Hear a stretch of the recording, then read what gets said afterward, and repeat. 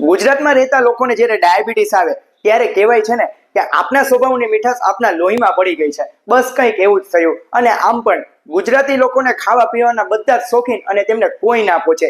એટલે જ તો 2020 થી ગુજરાત છે તે પહેલા નંબર ઉપર ડાયાબિટીસમાં આવી રહ્યું છે. અને શું ડાયાબિટીસને દવા વગર આપણી જાતે કંટ્રોલ રાખી શકીએ ખરા? અને ડાયાબિટીસ તે આ કે કાન ખજૂરા જેવી બીમારી છે, એટલે કે તે એકલી નથી આવતી.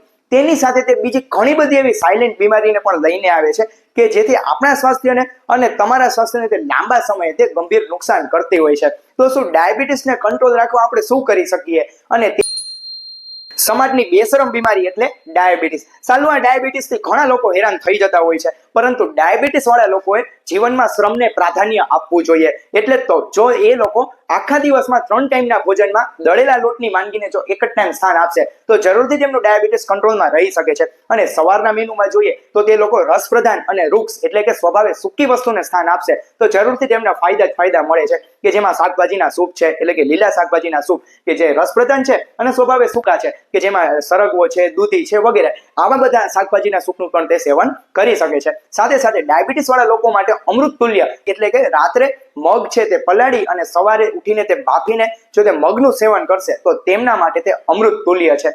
સાથે સાથે સવારના નાસ્તામાં રાગી છે, જુવાર કે મોરૈયો તેમના પૌવા પણ બનાવીને ખાઈ શકે છે અને ઉપમાનું પણ સેવન કરી શકે છે. તો ડાયાબિટીસ ધરાવતા લોકોએ સવારે ચાને સ્થાન ન આપતા અને ઘઉંની વાનગી એટલે કે ભાખરી છે, રોટલી છે અને મેંદાની વાનગી ટોસ છે, ખારી છે તેમને સ્થાન ન આપતા તેમની જગ્યાએ લીલા શાકભાજીના સૂપ છે અને તેની જગ્યાએ આવા બધા મેનુને સ્થાન આપશો તો જરૂરથી તમારું ડાયાબિટીસને કંટ્રોલ પણ રહી શકે છે અને તમારા શરીરને બીજી ઘણી બધી બીમારીથી પણ તે બચાવે છે.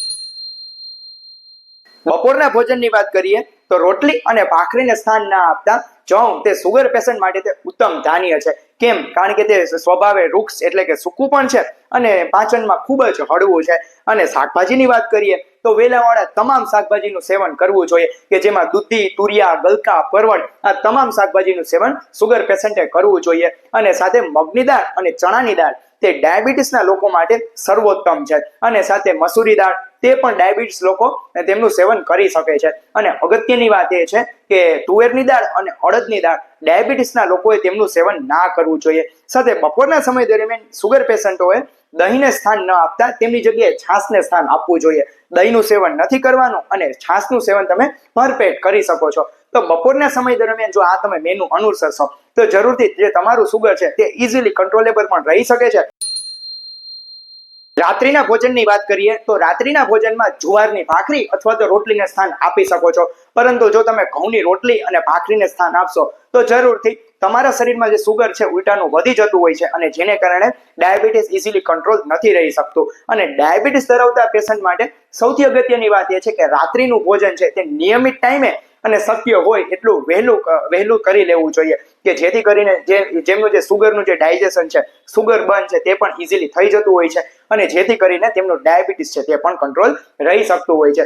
સાથે સાથે અગત્યની વાત એ છે કે દૂધી છે, પરવળ છે, સરગવો છે તેમનું પણ તે સૂપ બનાવીને પી શકે છે. અને સાથે સાથે ડાયાબિટીસ ધરાવતા લોકો એટલે કે સુગર પેશન્ટ માટે તમામ સુગર પેશન્ટે રાત્રિના ભોજન છે તે ઇઝીલી ડાયજેસ્ટેબલ એટલે કે હળવો, પાચનમાં હળવો ખોરાક તેમને લેવો જોઈએ, કે જેથી કરીને તેમનું પાચન સરળતાથી થઈ જાય છે અને સાથે સાથે સુગર પણ ઇઝીલી થઈ જતું હોય છે અને તેમને લાંબા સમય માટે ડાયાબિટીસ અને તેમની સાથે સાથે બીજી ઘણી બધી અનેક બીમારીઓ આવતી હોય છે તેનાથી પણ તે બચી શકે છે.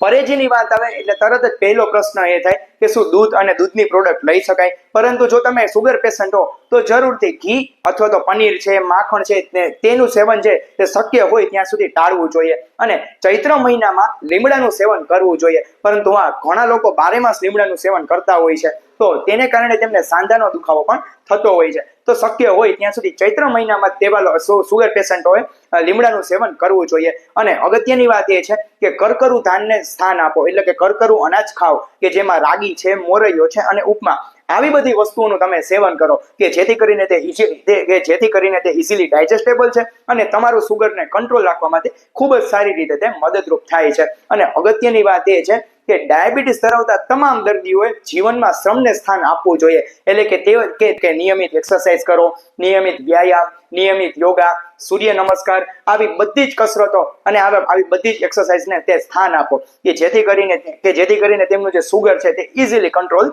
રહી શકે છે. તો મિત્રો, આજે ડાયાબિટીસ ધરાવતા દર્દીઓ માટે આજે તમામ આહાર વિહારનું તમે પાલન કરો કે જેથી કરીને તમે અને તમારા પરિવારને તમે સ્વસ્થ રાખી શકો છો. સૌનો આભાર. જય ધન્વંતરી.